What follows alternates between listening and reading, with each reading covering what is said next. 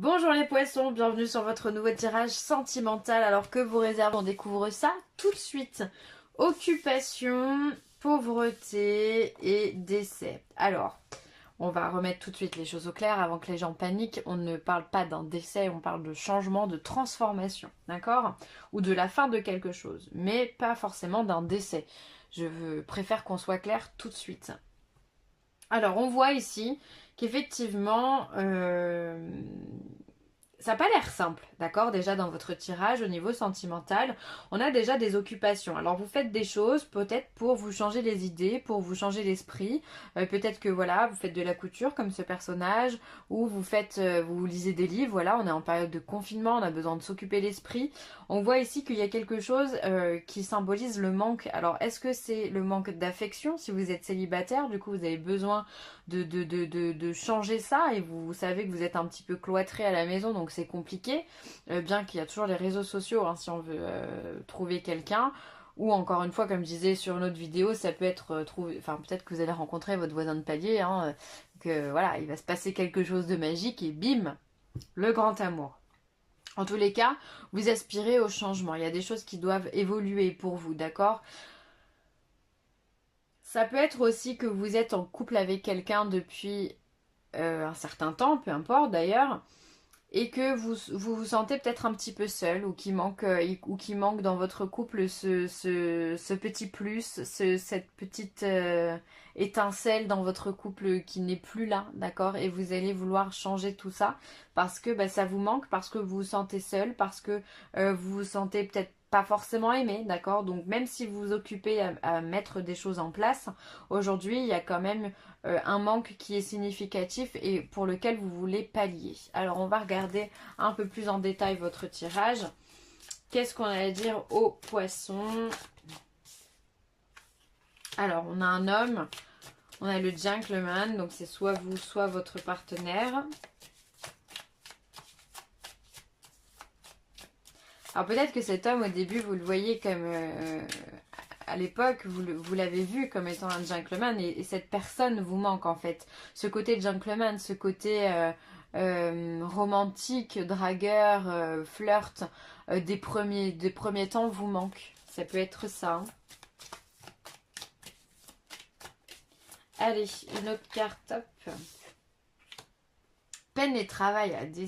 Décidément, je crois que c'est 50-50 hein, sur les signes. Vous êtes le dernier que je tourne.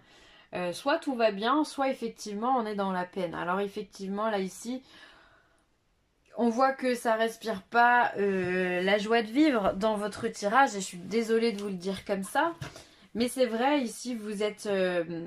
peut-être que vous œuvrez, vous vous occupez justement à relancer la machine de l'amour, entre guillemets, dans votre couple, mais que c'est compliqué. Ou alors, si vous êtes célibataire, que vous avez envie de trouver quelqu'un, mais que vous ne parvenez pas à vos fins, d'accord? C'est comme si vous répétiez une tâche sans cesse, et c'est sans fin, en fait. Ça ne s'arrête pas. Vous êtes dans l'incompréhension de, entre guillemets, ce qu'on pourrait appeler un échec. Un échec sentimental si vous n'arrivez pas à trouver quelqu'un. Alors, c'est pas un échec en soi, puisque ça veut dire que vous vous rapprochez de la bonne personne. Il n'y a pas de raison que vous restiez célibataire toute votre vie, sauf si c'est un choix, évidemment. Mais voilà, c'est que on sent que vous êtes un petit peu désespéré par une situation, que ce soit le célibat, ou alors que ce soit, par exemple, si vous êtes en couple, par votre partenaire, il y a quelque chose, les paillettes ne sont plus là, il n'y a plus d'étincelles, il y a plus ce petit truc qu'il y avait au tout début. Vous êtes vraiment comme en manque d'amour finalement, en manque d'attention, en manque de douceur, en manque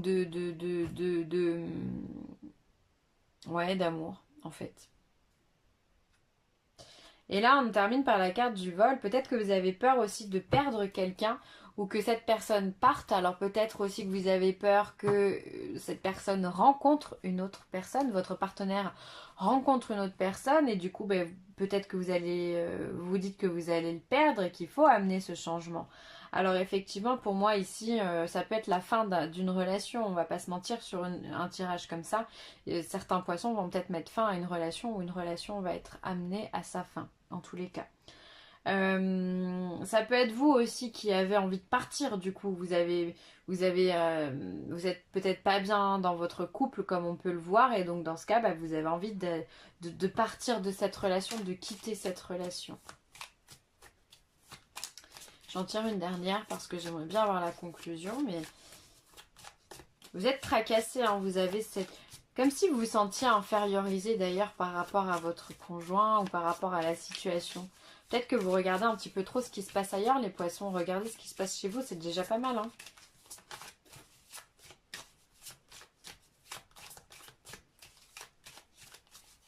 Hop, et une dernière carte.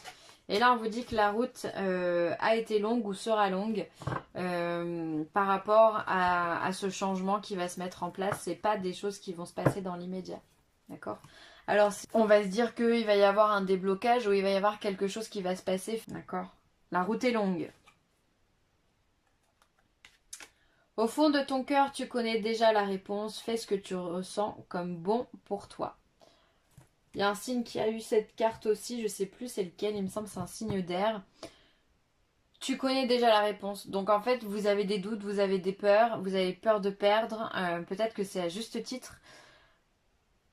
Mais après, il faut savoir regarder les choses différemment. C'est pas parce qu'il y a quelque chose qui s'en va, c'est pas parce que c'est la fin de quelque chose que c'est dramatique. Au contraire, il faut le voir comme une opportunité de se dire je vais pouvoir me reconstruire. Et quoi qu'il arrive, on arrive toujours à se reconstruire. On s'en rend pas forcément compte.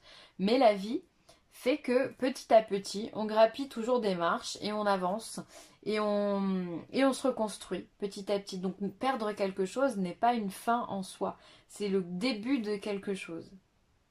Ça, c'est vous et votre façon de regarder les choses. Donc là, si vous savez au fond de vous que la relation tourne un petit peu à l'orage, eh bien peut-être prenez les devants, essayez de parler avec la personne en question pour essayer de comprendre ce qui se passe. Et obtenir des réponses concrètes, d'accord? Et là, on vous demande de lâcher prise. Laissez cette situation se dérouler jusqu'à son terme. Donc encore une fois, on vous parle de fin. On vous dit, on vous dit de laisser faire les choses. Ne forcez pas la situation. Laissez-la s'écouler comme elle doit être, d'accord? Si ça doit se terminer, ça doit se terminer. C'est qu'il y a quelque chose de mieux pour vous. Et ne persistez pas dans quelque chose dans lequel vous ne vous sentez pas bien parce qu'en fait, vous allez passer justement à côté de ce qui aurait pu être votre nouvelle vie. Et ça, c'est dommage. Ça, c'est dommage. Surtout que vous n'êtes pas épanouis, les poissons. Vous n'êtes pas heureux. On le voit, hein. Pauvreté, peine et travail, vol. Peut-être même que le vol, c'est peut-être même un abus qui est fait à votre encontre. Peut-être qu'on abuse de votre gentillesse, peut-être qu'on abuse de votre tristesse, peut-être qu'on est sur un,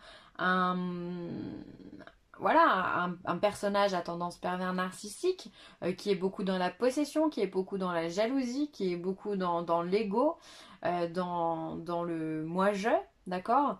Et ça, c'est pas un poisson, ça. Ça peut pas être un poisson. Le poisson, il pense pas à lui, il pense toujours aux autres. Donc on est bien sur la personne qui est en face de vous, qui vous met dans cet état-là.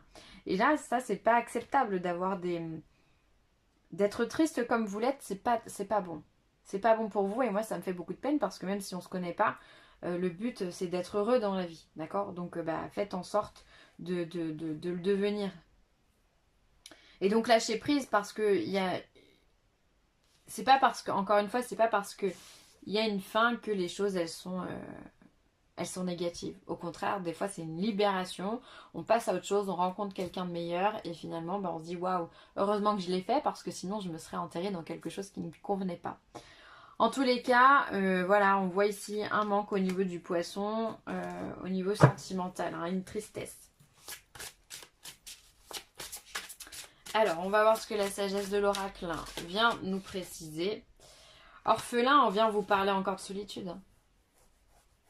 Vous vous sentez extrêmement seul, les poissons. Hein. Enfin, ceux qui regardent cette vidéo.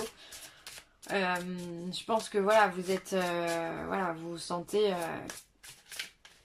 vous sentez un peu seul, un peu perdu. Vous êtes en haut de votre tour, comme ça. En plus, cette personne, elle est comme habillée avec une robe de mariée. Si je vous la montre un peu plus, d'un peu plus près. Et on dirait que... comme si vous aviez peut-être loupé votre mariage, vous avez l'impression d'avoir loupé votre mariage. Sauf que les choses, elles se sont passées comme elles devaient se passer. Ni plus ni moins. Allez, une dernière carte.